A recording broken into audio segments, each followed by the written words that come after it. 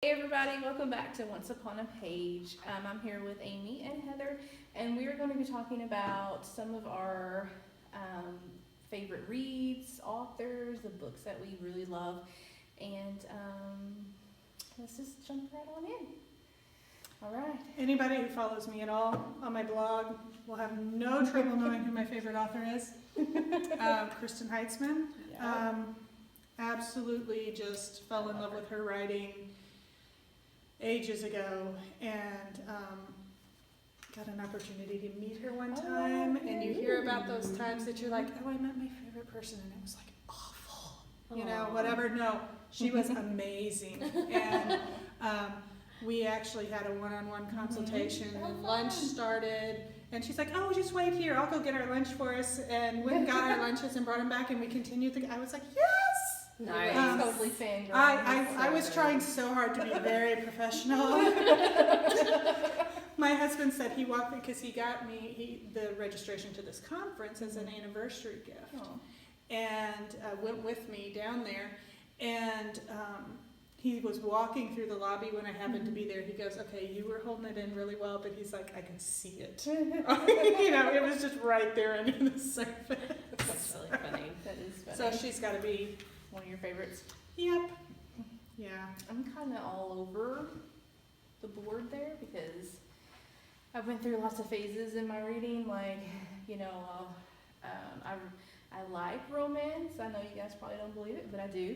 I love, of course, fantasy, suspense. I even had a historical fiction phase where I read a whole bunch, a whole bunch of it.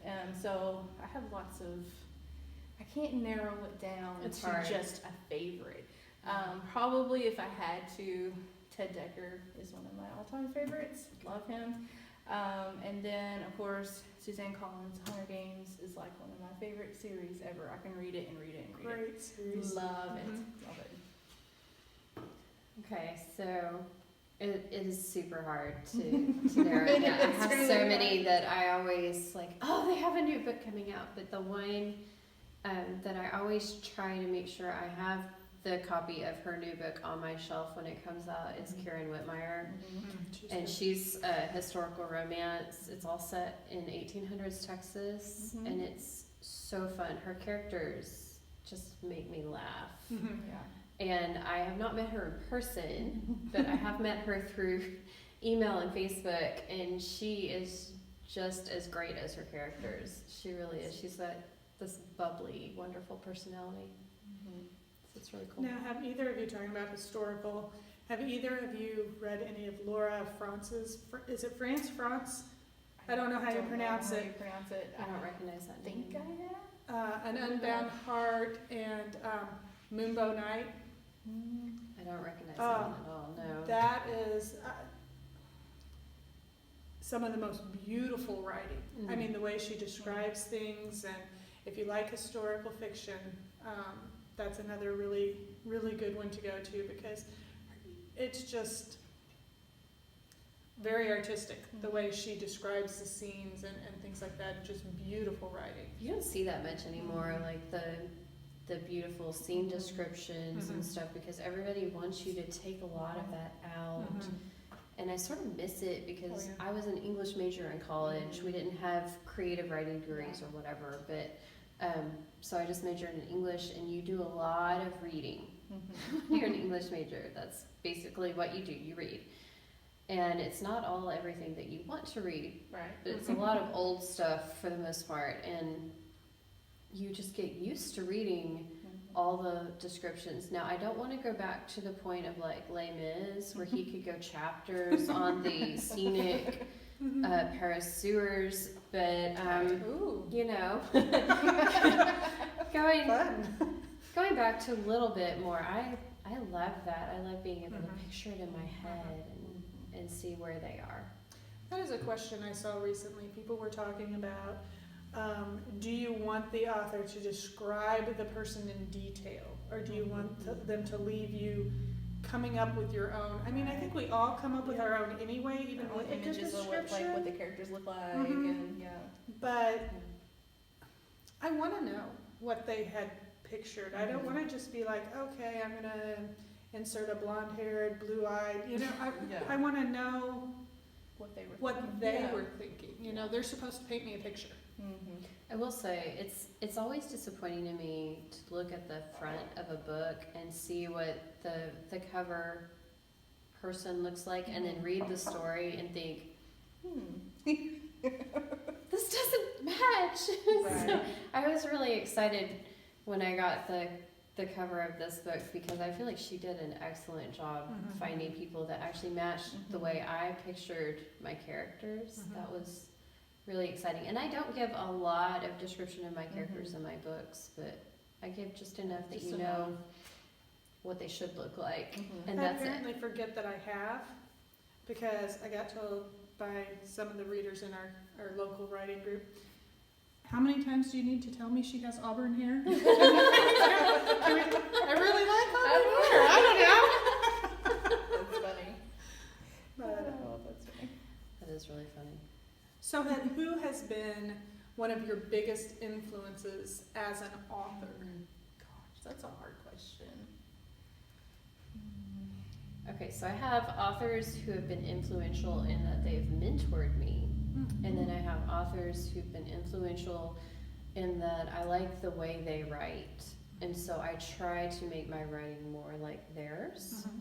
And so Sandy Rogg and ErinRHoward were two huge influences in my early writing. They were the ones that would read my very rough early drafts and still say, you have potential, keep working on it.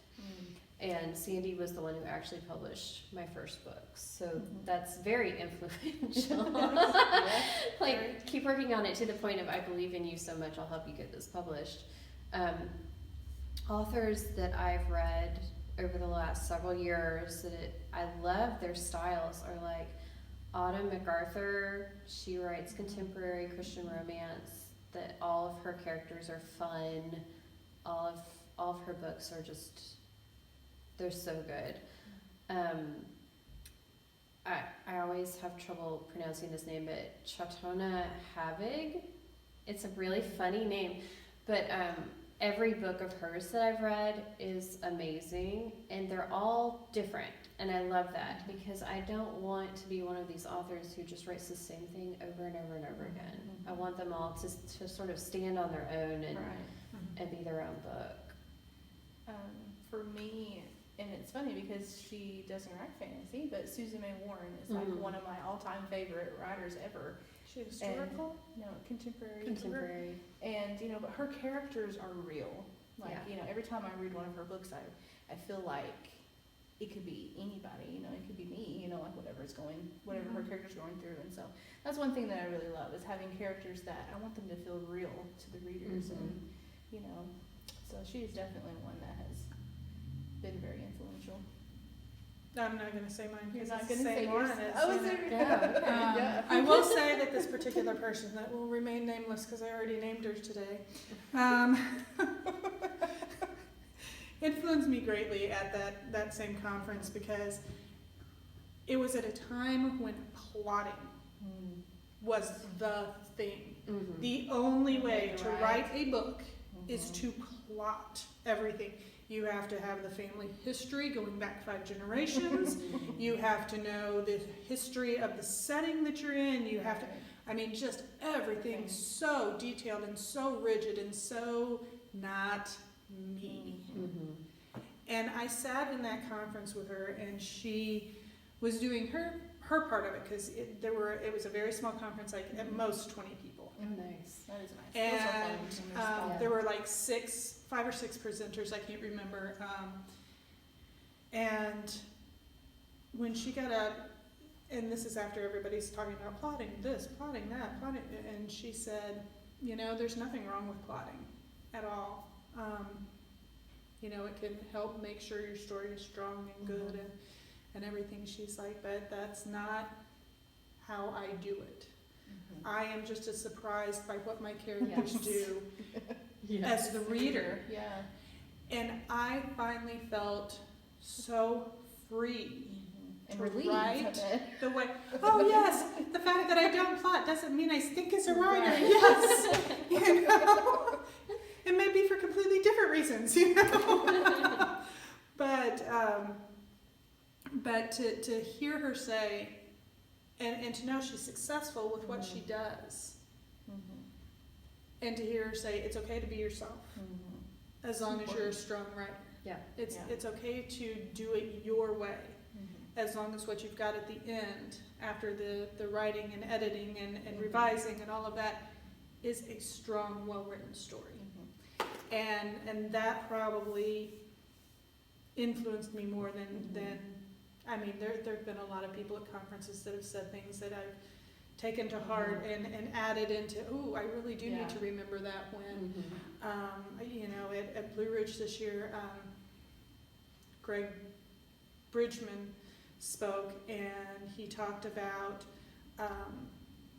good dialogue and the difference between women's dialogue and men's dialogue and things like that. And I came home and found myself, I really need to pay attention to this. I really, you know, so there's always those people that say those things that kind of take you to the next level and bump you to the next level. But Definitely. That's good. Okay, so you've heard from us some of our favorite things, some of the authors who've influenced us and colored our lives. And so now we want to hear from you. Please let us know authors that you just absolutely love. Tell us about authors who've influenced your life, maybe even changed your life. That would be really cool. And don't forget to send us your You in 20 videos. If you've read a clean read or a Christian book and you want to show us your review of it, you've got 20 seconds. Send us a review. Tell us who you are, where you're from, and you might just end up at the end of one of our videos. Sounds good. Okay. Well, thanks for joining us today, and we'll see you next time. Bye. bye.